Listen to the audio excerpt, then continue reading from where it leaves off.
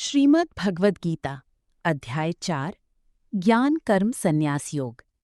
नमस्कार दोस्तों, स्वागत है आपका बुक ऑफ ड्रीम्स में। आज हम सुनेंगे श्रीमद् भगवद गीता के चौथे अध्याय ज्ञान कर्म संन्यास योग का सरल हिंदी सार। ये अध्याय हमें सिखाता है कि सच्चा ज्ञान क्या है, कर्म कैसे करना चाहिए और भगवान समय समय पर धरती पर अवतार क्यों लेते हैं। कुरुक्षेत्र के मैदान में भगवान श्री कृष्ण अर्जुन से कहते हैं, मैंने ये दिव्य योग सबसे पहले सूर्य देव को बताया था। सूर्य ने मनु को और मनु ने इक्ष्वाकु को ये ज्ञान दिया। अर्जुन आश्चर्य में पड़ जाते हैं। वे कहते हैं, हे कृष्ण, आपका जन्म तो अभी हुआ है, फिर आपने ये ज्ञान सूर्य देव को कैसे दिया?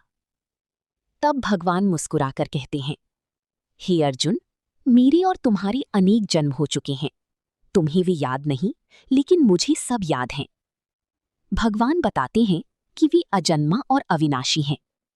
फिर भी जब जब धरती पर अधर्म बढ़ता है, धर्म कमजोर पड़ता है, तब वे मानव रूप में अवतार लेते हैं। और तभी भगवान वो प्रसिद्ध श्लोक कहते हैं, यदा यदा हि धर्मस्य ग्लानिर्भवति भारत अभ्युत्थानमधर्मस्य तदात्मानं सृजाम्यहम्। अर्थात जब जब धर्म की हानि होती है और अधर्म बढ़ता है, तब तब मैं स्वयं प्रकट होता हूं। भगवान आगे कहते हैं, परित्राणाय साधूनां विनाशाय च दुष्कृतां धर्म संस्थापनार्थाय संभवामि युगे युगे। अर्थात सज्जनों की रक्षा, दुष्टों की विनाश और धर्म की स्थापना के लिए मैं हर युग में आता हूं।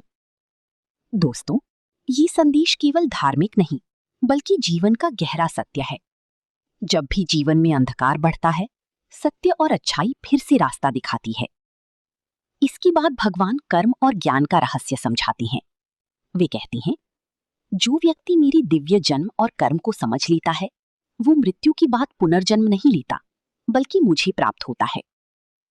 भगवान समझाते हैं कि कर्म करना आवश्यक है, लेकिन कर्म करते समय मन में अहंकार या फल की इच्छा नहीं होनी चाहिए। यानी काम करो, लेकिन केवल परिणाम के लिए मत जियो।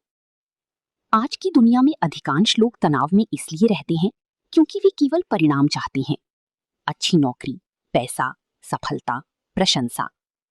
लेकिन गीता कहती है, यदि कर्म ईमानदारी से किया जाए और फल भगवान पर छोड़ दिया जाए तो मन शांत रहता है।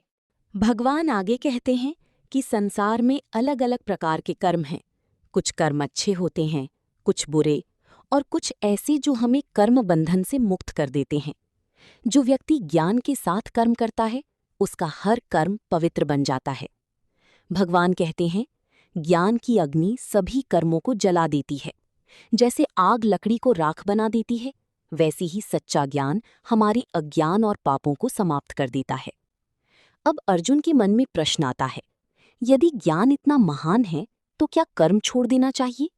भगवान कहते हैं, नहीं, सच्चा योग कर्म छोड़ना नहीं, बल्कि सही भावना से कर्म करना है। यदि कोई व्यक्ति केवल बाहरी रूप से सन्यासी बन जाए, लेकिन मन में इच्छाएं और अहंकार हो, तो वो सच्चा योगी नहीं। वहीं जो व्यक्ति संसार में रहकर निस्वार्थ भाव से काम करता है, वही श्रेष्ठ योगी है। भगवान श्री कृष्ण फिर गुरु के महत्व को बताते हैं। वे कहते हैं, तद्विद्धि प्रणिपातीन परिप्रश्नीन सेवया। अर्थात सच्ची ज्ञान को प्राप्त करने के लिए विनम्रता से गुरु के पास जाओ, प्रश्न करो और सेवा करो। जीवन में सही मार्गदर्शन बहुत जरूरी है, क्योंकि बिना ज्ञान की मन भ्रमित हो जाता है। आज इंटरनेट पर लाखों जानकारियां हैं, लेकिन सच्चा ज्ञान वही है जो जीवन को शांत और बेहतर बनाए। भगवान आगे कहते हैं, श्रद्धावान व्यक्ति ज्ञान प्राप्त करता है।